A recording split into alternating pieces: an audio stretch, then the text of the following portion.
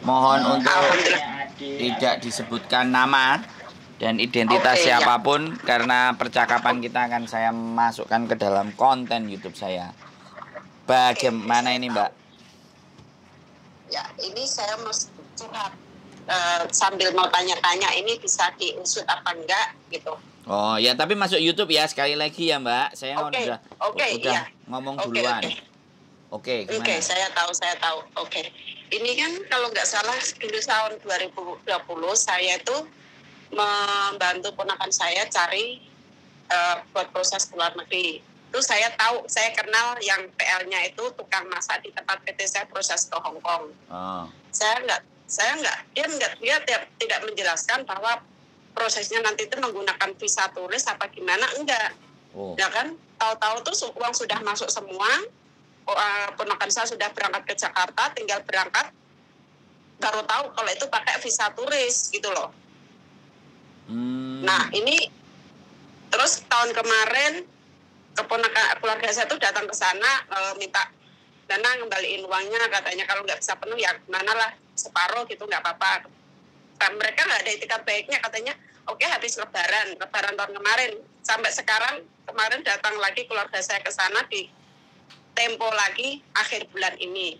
Itu udah ada korban, selain keponakan saya ada korban lagi orang Tegal. Sebelum keluarga saya ke sana tuh udah ada 3 orang korban dari Tegal. Ya kayak gitu serupanya, kasusnya juga kayak gitu. Dibawain polisi nggak mempan, nggak mempan. Itu caranya dia tuh supaya bisa memberhentikan pekerjaan mereka yang suka proses kayak gitu, bisa diberhentikan nggak Mas Andro? Misalkan kayak gitu. Ya, proses sidang, Mbak. Jadi kita perkarakan naik ke meja hijau. Iya. Oke. Masalahnya kan ini kan ada korbannya kemarin itu, cuman kekurangan keluarga itu kurang tepat, nggak mau video dan nggak mau meninggalkan nomor telepon ke tetangga depan rumahnya. Sudah bilang katanya itu sudah pekerjaannya Mas 3 orang tuh sepasang, terus yang 2 orang tuh saya nggak kenal, yang 1 orang tuh saya kenal Mas gitu loh. Makanya saya mengejarnya tuh kan yang tangan pertama itu yang saya kenal, itu yang 2 orang tuh saya nggak kenal gitu loh. Ya kan sindikat lah, artinya kan mereka sindikat penipuan. Iya. Saya tanya PT-nya di mana, katanya di Jakarta. Katanya di Jakarta bukan PT, itu kayak rumahan gitu loh katanya. Itu kayak rumah biasa gitu, bukan PT gitu loh Mas. Tapi gitu. Maksudnya tapi bukti-bukti transfer, bukti-bukti percakapan, kalau ibaratnya ketika kita mau naik ke meja hijau itu kan yang dibutuhkan kan 2 alat bukti dan 1 saksi gitu loh. Kalau punya 2 saksi kan lebih enak. Nah makanya itu kemarin itu kan sebelum keluarga saya datang ke sana itu sudah ada 3 korban orang Tegal datang ke situ, cuman nggak tahu itu gimana mau diproses lagi apa gimana, nggak tahu. Itu kemarin tetangganya yang bilang itu sebelum sampean Mas ada 3 orang Tegal datang ke sini, 3 orang bawa polisi juga nggak mempan, katanya kayak gitu, karena sudah pekerjaannya mereka seperti itu, katanya kayak gitu Mas.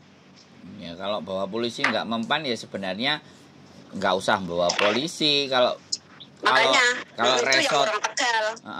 Kalau itu masuk kriminal penipuan ya langsung masuk ke meja hijau pengacara. Jadi polisinya nggak ada datang, yang ada orangnya yang akan dipanggil terus diproses. Jadi seperti masalahnya itu. Iya Mas, masalahnya 2 kali datang ke sana itu yang satunya lagi itu yang 1 kampung itu yang memberangkatkan ke Jakarta, dia itu nggak ada. 2 kali ke sana itu nggak pernah ketemu, katanya keluar kota memberangkatkan anak ke Malaysia katanya. Nggak tahu itu di luar kotanya mana, dia tidak menyebutkan gitu loh. Enggak, tapi ada nggak bukti penyerahan uang, bukti transfer dana? Bukti penyerahan uang itu ibu saya datang ke sana dulu waktu ngantar keponakan saya mau berangkat itu, dikasih langsung ke tangan pertama itu, terus dikasihkan ke tangan kedua. Ada buktinya gitu nggak? Ada buktinya nggak? Ada saksi? Ya coba saya tanya ibu dulu. Nggak, masalah kalau yang waktu ponakan saya itu 2 kali kasih uang tuh minta ada bukti, tapi kalau waktu ibu saya ke sana tuh nggak tahu diminta kwitansi apa enggaknya gitu loh. Saya lupa nggak tanya masalahnya. Nanti saya tanya dulu, saya konfir lagi ke Mas Andro. Gimana? Nanti saya konfir lagi ke Mas Andro. Masalahnya ini meresahkan, ada 3 korban lagi orang Tegal, tapi saya tidak tahu. Sebentar ya. Nanti kalau saya sudah sebentar. Ya, Sebentar ya. Kalau kita mau maju perang, itu kan pasti semuanya harus dipersiapkan. Jadi, iya, Mas. Delik aduannya masalahnya apa? Apakah ini masuk penipuan atau masuk apa? Itu kan harus kita cari dulu. Enggak, masuknya ya Ya, nanti sampean denger dulu saya ngomong. Sampean denger dulu saya ngomong. Oke. Sampean kan mau nanya ke saya kan. Saya yang ngomong gitu loh. Jadi, kalau kita cuman ngomong ini masalah, tapi kita tidak ada bukti transferan ke dia, nggak ada, bukti penyerahan uang juga nggak ada saksinya, segala semuanya juga nggak ada, ya dia tetap akan melenggang kangkung dan akan bisa banyak menipu orang lagi. Tapi kalau kita memang mau memberikan pembelajaran, apakah sudah cukup bukti kuat untuk melaporkan orang ini gitu loh. Nah, itu yang harus diperhatikan. Nah, jawaban saya ya pastinya ya akan normatif, tergantung. Kalau toh pun mau diperkarakan, pengacara kita sudah ready. Tapi pengacara pun juga akan menanyakan sebelum melaporkan ke pihak yang berwajib, otomatis akan melihat dulu kesiapannya. Apakah sudah benar-benar ini memenuhi syarat, misalnya pasalnya penipuan atau misalnya penggelapan uang atau apapun kan. Mereka pasti akan bertanya kepada sampean-sampean. Nah, ketika sudah dijawab dan diketemukan ini bisa kita naikkan, nah dikembalikan lagi ke sampean. Mau dinaikkan apa cuman diviralin aja di channel YouTube atau bagaimana kan kayak gitu. Kalau mau diperkarakan ya saya tutup. Nah, silahkan maju berkasus. Nah, silahkan dihubungi pengacaranya kan seperti itu ceritanya, Mbak E. Terus gimana sekarang? Nah, itu kira-kira membutuhkan persyaratan apa ya? Maksudnya bukti apa saja Mas Andra sebutkan nanti, biar nanti saya tanya yang kwitansi 2 pembayaran nanti itu keponakan saya tuh ada gitu loh. Yang ibu saya menyerahkan uang langsung ke tangan pertama ke itu, nggak tahu itu ada buktinya apa enggak, kwitansinya apa enggaknya itu saya kurang paham. Jadi ibaratnya kan ponakannya jadi korban yang menyerahkan uang ibunya sampean itu kan sudah 2 saksi. Kalau seandainya mereka pada saat penyerahan itu dua-duanya ada di situ, itu kan sudah bisa jadi saksi. Nah, terus ibu saya sendiri sama keponakan. Kan itu sudah ada nyetorin percakapan dan perbincangannya seperti apa dan bagaimana. Satu itu. Terus yang kedua, kalau ada dalam bentuk sisi transfer atau juga kwitansi yang bisa buktikan bahwa memang kita sudah menyerahkan uang, satu itu. Terus sampean harus tahu nama, alamat lengkap komplit si PL-nya tadi. Yang tahu. Kalau itu semuanya kan langsung bisa kita lapor. Nah, nanti dari perkembangan kasusnya itu kalau sudah dipanggil dimintain keterangan, dia kan pasti akan narik 2 orang lagi komplotannya dia. Yang kan katanya 3 toh. Dan dia pasti kan nggak mungkin diadili sendiri atau di seneni kan. Ada juga pernah dibawa ke Jakarta, ponakannya kan nanti bisa bersaksi. Terus pada saat dibawa ke Jakarta mau ngapain aja, seperti apa dan bagaimana pernyataan mereka, ada bukti secara tertulis apa enggak. Kalau memang iya, ya sekalian kita ngomong pakai jasa pengacaranya bagaimana. Terus uang yang diletakkan juga berapa. Terus sampean mesti berhitung pada saat ini mau dikasuskan dengan uang misalnya yang tertera segitu. Nah, kalau pidana kita kemungkinan balik uangnya berat kalau pidana. Tapi kalau perdata itu kemungkinan akan ganti rugi. Jadi itu masih bisa kembali menyita aset atau apapun. Nah, kalau pidana dia kelar di penjara selesai. Itu nggak ada ganti rugi uang yang harus dibayarkan kan kayak gitu. Itu kalau sistemnya pidana.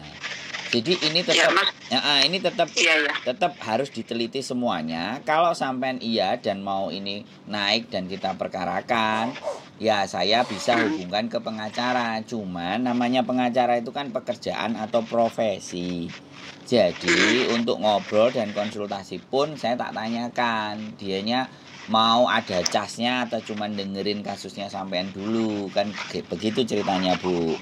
Karena sekali lagi kalau sudah main sidang dan acara ya kan, itu kan sudah bukan saya yang ahlinya gitu loh, yang ahlinya ya mereka si si lawyer atau pengacara tersebut. Kan seperti itu kalau bisa setidaknya. Ya maksud aku kan biar mereka tuh nggak mencari korban lagi, itu kasihan. Yang 3 orang dari Tegal juga datang ke situ, bahkan membawakan polisi juga nggak, ini katanya tetangganya tuh udah pekerjaan mereka Mas, 3 orang tuh sepasang katanya kayak gitu. Loh, lah ya Bu, kalau sampean merasa bahwa itu tidak mau, kemudian kita mau viralkan, kita yang kena Bu, karena tidak ada bukti. Tapi kalau sudah dilaporkan ke kantor polisi, kemudian kita viralkan, itu baru boleh. Bisa dipahami nggak? Jadi memang gitu harus ya? sudah, memang kita membuktikan untuk melaporkan ke polisi, kan kayak gitu. Jadi ada itikat baik apa enggak itu disomasi. Surat somasi itu bisa kita naikkan ke sosial media. Kalau zaman dulu itu kan namanya berita koran Bu. Jadi pencarian orang atau kita menunggu itikat baik. Kalau sekarang kan somasi. Sebenarnya surat somasi itu boleh.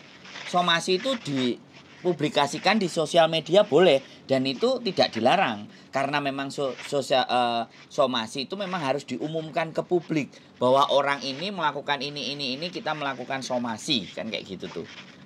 Nah itu boleh, makanya kan saya tidak mau duluin kerso, makanya jangan disebutkan nama dan korbannya dan apapun semuanya. Sampai kalau ini sudah masuk ke kantor ranah polisi, baru saya bisa naikkan, baru saya unggahkan namanya siapa, orangnya siapa, itu kan tertera di surat pelaporan. Kita tunggu itikat baiknya untuk datang ke kantor polisi mana itu baru boleh Bu. Jadi walaupun saya jadi YouTuber tidak ngawur gitu loh, tidak boleh malah aku yang kena dipentung, aku harus dipeseni sama pengacara aku. Memang kamu dalam mengungkap kasus itu kamu harus tahu step-stepnya, jangan langsung asal kamu mau naikkan bahwa itu akan terjadi sebuah pelanggaran. Makanya kamu make sure, pastikan dulu sebelum semuanya ngobrolnya tanpa ada identitas dan nama. Kalau nama inisial kan boleh, makanya kayak polisi kan kadang-kadang pakai inisial seperti itu untuk mengumumkan. Lah tapi kalau sudah jelas, kalau kayak Garangan kemarin sudah masuk ke kantor polisi dan korbannya semuanya sudah ngaku dan ngomong, ya mukanya sama, jelas kita gas. Karena korbannya nggak cuma 1, saksi kan butuh 2. Nah itu korbannya sudah sampai 22. Ada saksinya semuanya ya itu sudah sangat valid untuk dibuktikan, untuk ditunjukkan secara muka itu sudah sangat valid. Kemudian si teman-teman sudah pada bikin berita acara kronologis ditandatangani, dan di situ sudah tertera hampir 15 lawyer, 15 pengacara ada di situ. Langsung kita naikkan. Iya. Jadi seperti itu ya Bu. Saya sangat setuju sama sampean. Saya juga bisa membantu sampean. Cuman kan prosedurnya yang harus kita lewati secara benar. Ini biar suami saya cari bukti korban yang lainnya dulu. Nanti kalau sudah ada bukti yang lainnya juga, nanti saya laporkan ke Mas Sandro gitu. Nanti saya cross check sama pengacaranya. Kalau perlu sampean juga tak kasih nomor pengacaranya. Si saksi dan bukti bisa bercerita ke pengacaranya sendiri.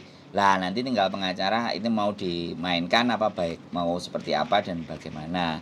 Intinya seperti itu. Dan kalau sudah misalnya oke lah, ada yang memang kita kasuskan, ada yang memang kita mau bikin rame aja di viral, ya udah masuk ke laporan polisi aja, baru kita naikkan rame itu boleh karena sudah masuk ke pelaporan polisi. Kan kayak artis-artis gitu loh. Kalau artis-artis itu kan habis gosip ribut-ribut, habis itu ke kantor polisi. Nah, ke kantor polisi baru nunjukin surat pelaporannya kan, ditunjukin kayak gitu kan, terus difoto kayak gitu loh Bu.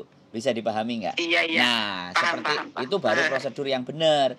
Nah, kita juga pakai seperti itu. Saya sangat sepakat untuk menghindari teman-teman dari penipuan. Dari ngomong kayak gini aja teman-teman, kalau yang nonton konten saya sudah berarti berhati-hati dan waspada untuk job cowok, job cewek atau apapun yang melibatkan uang, karena proses kalau ke Hongkong kan potong gaji rata-rata kan, tidak bayar di depan kan, seperti itu.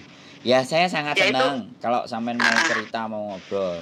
Pokoknya kita akan ikuti aja berita-berita. Saya sambil cari bukti dulu yang lainnya, yang orang Tegal itu saya cari informasi dulu. Nanti sudah ada 1 orang 2 orang lagi korban, nanti saya konfirmasi ke Mas Sandro gitu. Buktinya ini nanti biar Mas Sandro ngobrol sendiri sama korban yang lainnya gitu loh. Kalau saya sambil sini cari bukti ini dulu. Lagi ini saya minta solusinya ke Mas Sandro, gimana ini bisa ini enggak gitu loh. Siap. Pastinya kalau alat semuanya lengkap komplit, ya bisa dinaikkan. Yang penting satu, sampean juga jaga sehat. Jangan sepaneng, jangan sepaneng ini terlalu dipikirin. Kesehatan sih dicoba, Mas. Ya, jadi nek sampean kok kepikiran iki nemen kan ya repot juga. Makanya majikan tetap penting, sampean ya harus sehat. Kita angkat telepon. Alhamdulillah, pun diangkat lah. Kalau telepon Miss Yuni mungkin di sini nggih sih telepon Mas Andro coba. Iya, sehari itu alhamdulillah. 200 dia bisa telepon bunyi itu sampai 200 kali, itu pun kalau diangkatin semua mungkin kepalanya pecah. Yes. Siap. Bejoku berarti bejo ya kalau diangkat. Siap Mbak. Gitu. Aku ngangen coba telepon Miss Yuna apa Mas Andro ya, minta solusinya gimana. Ini kan masalahnya kalau saya nggak tahu ada korban yang lainnya, mungkin saya nggak mau telepon apa setiap kayak gini karena aku tahu ini ada korban yang dari Tegal itu 3 orang loh, banyak juga ini yang nggak terima gitu kan. Itu belum tahu yang lainnya juga gitu loh Mas. Kasihan kalau nanti masih ada anak-anak lain yang jadi korban lagi gitu loh. Ini harus diberhentikan gitu loh. Oke, siap. Pokoknya ya memang gitu. Kita tujuannya seperti itu supaya teman-teman semuanya waspada dan berhati-hati terhadap hal-hal yang gak bertanggung jawab seperti ini. Ya, bagaimanapun saya sangat berterima kasih ada informasi. Ya, saya juga terima kasih. Nanti ada info apa-apa gimana saya konfir ke Mas Andro. Siap. Saya minta bantuannya supaya masalah saya ini bisa diselesaikan gitu. Secara baik-baik apa gimana gitu. Siap. Oke. Makasih ya Mas Andro. Sehat selalu nggih Bu. Matur sembah nuwun. Nggih. Assalamualaikum. Waalaikumsalam warahmatullahi wabarakatuh. Oke, teman-teman. Ya bojoku no comment. Oke, bojoku no comment. Jadi proses dari Hong Kong, sekali lagi proses dari Hong Kong, kalau itu untuk tenaga kerja rumah tangga, sekali lagi dari sisi rumah tangga, pembayarannya semuanya by potongan. Jadi tidak ada membayar di depan. Kalau ataupun ada membayar di depan, berhati-hatilah. Dan apakah yang membayar di depan itu penipuan, saya tidak bisa bilang. Tapi saya cuma berpesan, berhati-hatilah dalam melepaskan uang. Karena kalau uang sudah lepas dari tangan, nah, untuk kembali itu rodok mumet sih. Jadi semuanya tetap kita telaah, tetap kita sampaikan. Saya juga tidak gegabah untuk menyampaikan hal ini, hal itu secara frontal ya. Kalau memang itu belum memenuhi syarat dan prosedur secara hukum, ya kita tidak bisa mempublikasikan. Dipublikasikan di sini itu kan sebagai ada pengaduan, ada cerita begini dan begitu, supaya yang lain-lain supaya bisa lebih waspada lagi terhadap hal seperti itu, mencari informasinya juga yang benar. Tapi kalau sudah memang itu resmi dan sudah ada pelaporan dari kepolisian, maka kita akan bisa karena disangkakan, pertama itu kan jadi tersangka, jadi disangkakan, masih belum fix. Setelah proses pengadilan baru terdakwa, jadi didakwah. Nah kalau sudah didakwah itu sudah bisa dipublish. Tapi sekali lagi untuk mempublish sesuatu itu apakah persoalan itu pribadi, ataukah persoalan itu kayak pelecehan seksual, itu tidak bisa dalam secara pengadilan itu dipublikasikan. Bahkan untuk bercerai pun juga ada yang tidak ingin diungkap. Tapi kalau proses perceraiannya pun laporan dan sidang segala sesuatunya itu mungkin ditulis di papan. Tapi untuk acara sendirinya, perceraiannya itu terkadang biasanya juga close, jadi tertutup, pengadilan tertutup, tidak bisa disampaikan ke khalayak karena bagaimanapun itu kasus pribadi antara rumah tangga. Jadi tidak dikonsumsikan secara publik. Jadi sekali lagi banyak sekali hukum-hukum, ya aku nggak ngerti, yang di Hong Kong kan ada juga sih organisasi dan kelompok yang masalah hukum, kenapa mereka tidak banyak ditanya atau mereka nggak banyak bikin konten sosial media yang menjelaskan hal tentang berkaitan dengan hukum, kan mereka juga sekolah hukum. Tapi itu nggak perlu kita persoalkan, kita belajar sama-sama di sini, diskusi, tempat ngobrol. Keep stay tune my YouTube channel and see you next video. Bye bye.